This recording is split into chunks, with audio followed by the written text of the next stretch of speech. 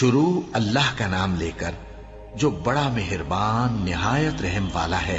سب تعریف اللہ ہی کو ہے جس نے اپنے محبوب بندے محمد صلی اللہ علیہ وآلہ وسلم پر یہ کتاب نازل کی اور اس میں کسی طرح کی گجی اور پیچیدگی نہ رکھی، بلکہ سیدھی اور سلیس اتاری تاکہ لوگوں کو عذاب سخت سے جو اس کی طرف سے آنے والا ہے ڈرائے، اور مومنوں کو جو نیک عمل کرتے ہیں خوشخبری سنائے کہ ان کے لیے ان کے کاموں کا نیک بدلہ یعنی بہشت ہے جس میں وہ ہمیشہ رہیں گے، اور ان لوگوں کو بھی ڈرائے جو کہتے ہیں کہ اللہ نے کسی کو بیٹا بنا لیا ہے۔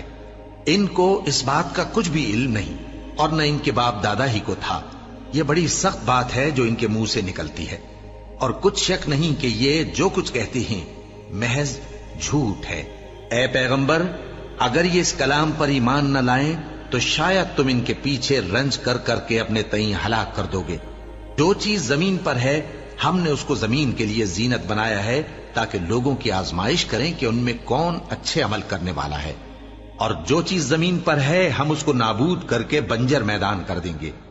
کیا تم خیال کرتے ہو کہ غار اور لوح والے ہماری نشانیوں میں سے عجیب تھے؟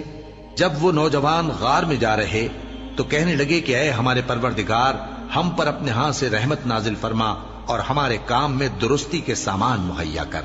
تو ہم نے غار میں کئی سال تک ان کے کانوں پر نیند کا پردہ ڈالے رکھا، یعنی ان کو سلائے رکھا، پھر ان کو جگا اٹھایا تاکہ معلوم کریں کہ جتنی مدت وہ غار میں رہے دونوں جماعتوں میں سے اس کی مقدار کس کو خوب یاد ہے۔ ہم ان کے حالات تم سے صحیح بیان کرتے ہیں۔ وہ کئی نوجوان تھے جو اپنے پروردگار پر ایمان لائے تھے، اور ہم نے ان کو اور زیادہ ہدایت دی تھی، اور ان کے دلوں کو مربوط یعنی مضبوط کر دیا۔ جب وہ اٹھ کھڑے ہوئے تو کہنے لگے کہ ہمارا پروردگار آسمانوں اور زمین کا مالک ہے، ہم اس کے سوا کسی کو معبود سمجھ کر نہ پکاریں گے۔ اگر ایسا کیا تو اس وقت ہم نے بے عقلی کی بات کی۔ ان ہماری قوم کے لوگوں نے اس کے سوا اور معبود بنا رکھے ہیں، بھلا یہ ان کے معبود ہونے پر کوئی کھلی دلیل کیوں نہیں لاتے؟ تو اس سے زیادہ کون ظالم ہے جو اللہ پر جھوٹ باندھے؟